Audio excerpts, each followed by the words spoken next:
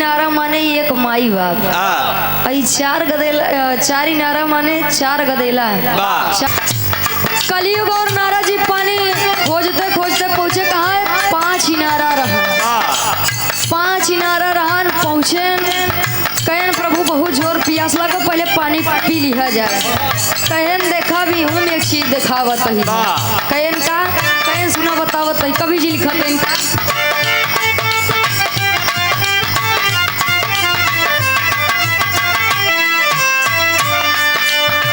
बीच वाला उमारे चारों भरी जाला।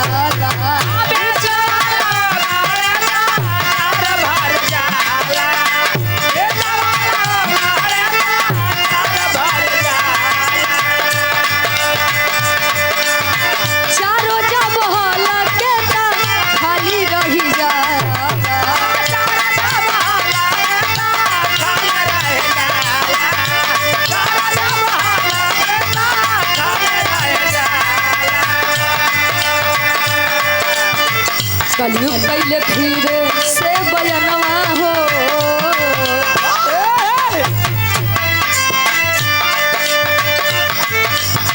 कलयुग कैले फिर से बयनवा हो, खोज मुनि आई चल पनिया।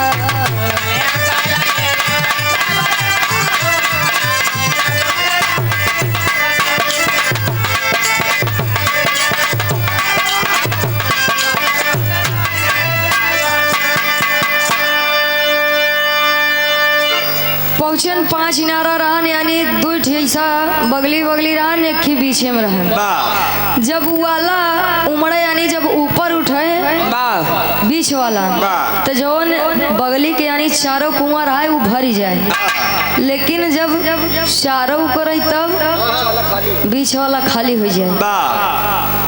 कलयुग कहन अभी हम कुछ बताए दी। प्रभु बतावा कहन ई इनारा माने एक माई बाप।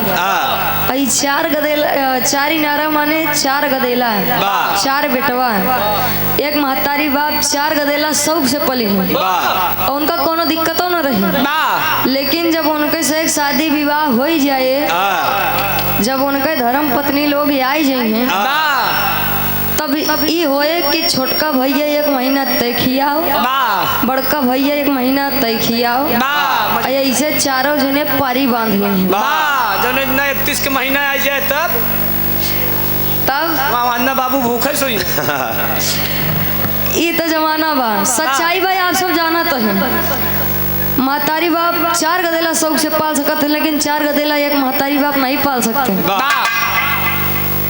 कलयुग महाराज सारी बात दिखाए, नारद जी कहन प्रभु हो ही गया, अब हम कुछ नहीं जाने चाहिए। कहन चला आगे बताओ तो पापड़ के भाव में कहना बा।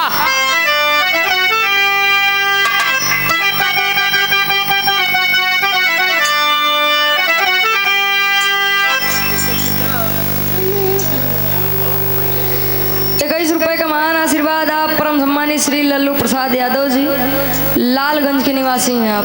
गोड़ छू के पहली बार आशीर्वाद के चाह रहे हैं। अरे देखे नारद रहिया में, अरे देखे नारद रहिया में, कुल खेला बड़ा झमेला बा।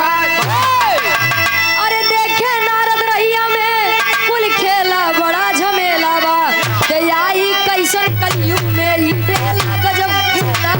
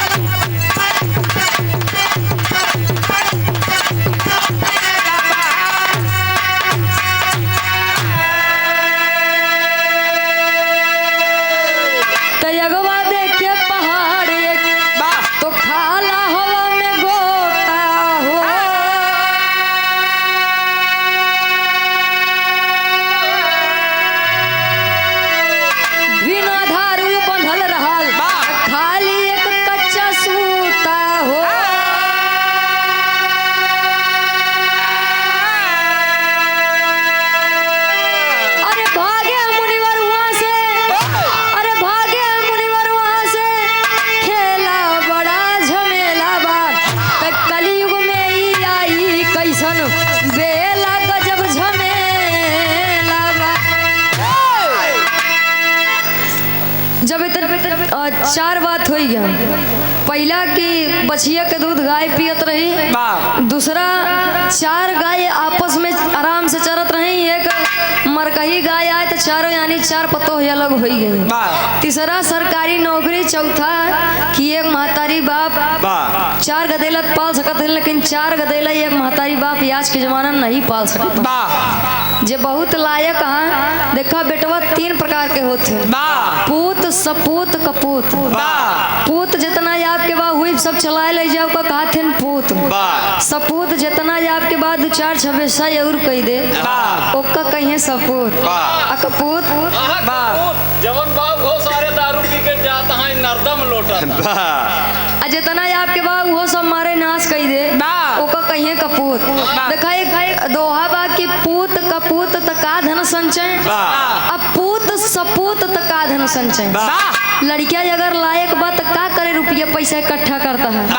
लायक बा कमाई ले अपनो जीवन और आपो सबके जीवन आराम से बिताए ले जाए।